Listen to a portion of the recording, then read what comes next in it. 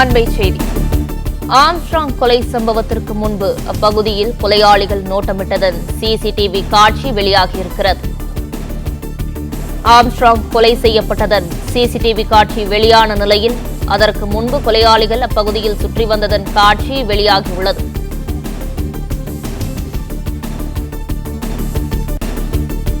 அண்மை செய்தியாக பார்த்து வருகிறோம். ஆம்ஸ்ட்ராங் கொலை சம்பவத்திற்கு முன்பு அப்பகுதியில் கொலையாளிகள் நோட்டமிட்டதன் சிசிடிவி காட்சி வெளியாகியுள்ளது. இது குறித்த கூடுதல் விவரங்களை தருகிறார் செய்தியாளர் சரவணன். வணக்கம் சரவணன், இது குறித்த முழு விவரங்களை பதிவு பண்ணலாம்.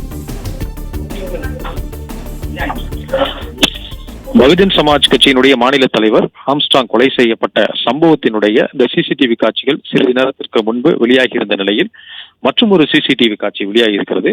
அதுல சொமாட்டோ உணவு டெலிவரி செய்யக்கூடிய அந்த ஊழியர்கள் போன்று ராமு, சந்தோஷ் மற்றும் சிவசக்தி, விஜய், கோகுல் ஆகியோர் இந்த உணவு டெலிவரி ஊழியர்கள் போன்று சீருடை அணிந்தவாறு தான் அந்த கொலை சம்பவத்தை நிகழ்த்துவதற்கு முன்பு அந்த பகுதியிலே நோட்டமிட்டிருக்கிறார்கள். கொலை சம்பவத்தின் பொழுதும் இவர்கள் அதே சீருடை அணிந்தவாறு தான் கொலை செய்துவிட்டு அங்கிருந்து தப்பிச் சென்றிருக்கிறார்கள். இந்த நபர்கள் இந்த கொலை சம்பவத்தை நிகழ்த்துவதற்கு முன்பு அந்த பகுதியில, அதாவது பெரம்பூர்ல இவருடைய ஆம்ஸ்ட்ராங்களுடைய வீடு இருக்கக்கூடிய அந்த பகுதியில் அங்கு சுற்றி இருக்கக்கூடிய தெருக்களை எல்லாம் சுற்றி வருவதும், அதாவது கொலை செய்துவிட்டு எந்த வழியாக தப்பி செல்லலாம், யாரிடமும் சிக்கிக்கொள்ளாமல் எவ்வாறு தப்பி செல்வது என்று அந்த பகுதியை நோட்டமிட்டவாறும், மேலும் எந்தெந்த பகுதியில் கேமராக்கள் இருக்கிறது என்பதை கண்காணித்தும் அவர்கள் அந்த பகுதியிலே சுற்றி வந்திருக்கிறார்கள்.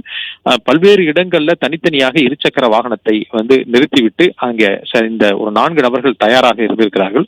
கொலையை நிகழ்த்திவிட்டு இன்று என்கவுண்டர் செய்யப்பட்ட திருவேங்கடம் உட்பட கொலையாளிகள் பொன்னை பாலு, திருமலை, அருள் உள்ளிட்ட இந்த நபர்கள் எல்லாம், கொலையாளிகள் எல்லாம் அங்கிருந்து தப்பி ஓடி வந்ததும் ஆங்காங்கே அருகில் இருக்கக்கூடிய தெருக்களில் தயாராக இருசக்கர வாகனத்தை வைத்துக் கொண்டு நின்றிருந்த அந்த கொலையாளிகளுடன் அவர்கள் தப்பிச் சென்றிருக்கிறார்கள்.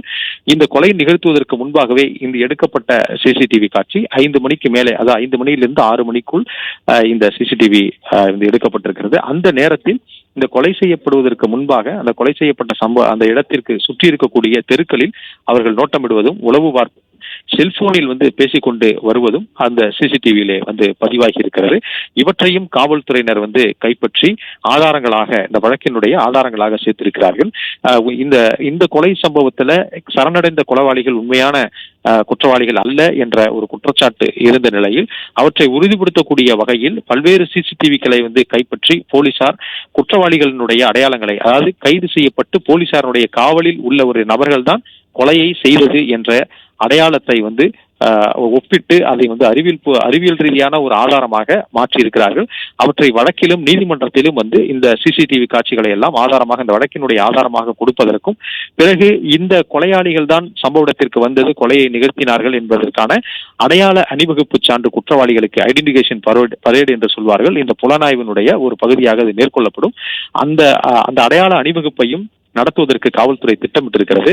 எனவே இந்த காட்சிகளை வைத்தெல்லாம் நீங்கள் யாரெல்லாம் நேரில் பார்த்தார்கள், இவர்களை நேரில் பார்த்தார்கள், கொலை சம்பவத்தை நேரில் பார்த்தார்கள் என்பதை வைத்து அவர்களிடமிருந்து விசாரணை நடத்தி, அவர்களிடம் அந்த வழக்கில் சாட்சியங்களாக சேர்த்து அந்த சாட்சிகளிடம் விசாரணை நடத்தி இவர்களுடைய அடையாளத்தை ஒப்பிட்டு அந்த அணிவகுப்பு நடத்தப்படும். வழக்கினுடைய ஒரு முக்கியமான ஒரு பகுதியாக அந்த விசாரணை அமையும். அது ஒரு ஆதாரமாகவும் மாற்றப்படும். இது இவர்கள் சிறை வைக்கப்பட்டிருக்கக்கூடிய அந்த சிறையிலேயே இந்த அடையாள அணிவகுப்பு, குற்றவாளிகளுடைய அடையாள அணிவகுப்பை நடத்துவார்கள். அதே வேளையில் இந்த கொலையில் ஈடுபட்ட அந்த கொலையாளிகள் ஒரு சிலர் ஹெல்மெட் அணிந்தவாறே இந்த தாக்குதலை நடத்தி இருக்கிறார்கள்.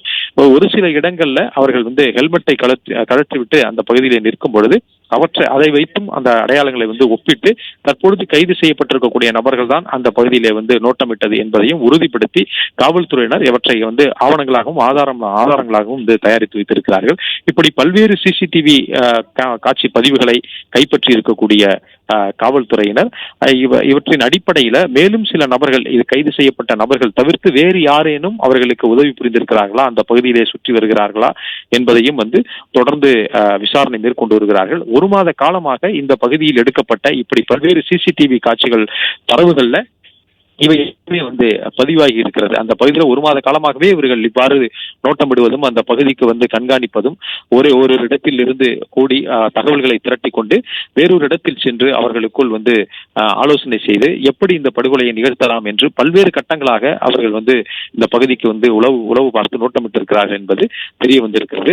இந்த சிசிடிவி காட்சிகளையும் காவல்துறையினர் கைப்பற்றி தொடர் விசாரணையில் ஈடுபட்டு வருகின்றனர். மேலும் சில சிசிடிவி காட்சிகளையும் கைப்பற்றியிருக்கிறார்கள். அதில் பயன்படுத்தப்பட்ட வாகனம் யாருடையது, அவர்கள் அதை எங்கே வைத்திருக்கிறார்கள் என்றெல்லாம் இந்த வழக்கிலே அவற்றையெல்லாம் பறிமுதல் செய்து நீதிமன்றத்தில் ஒப்படைக்க வேண்டும்.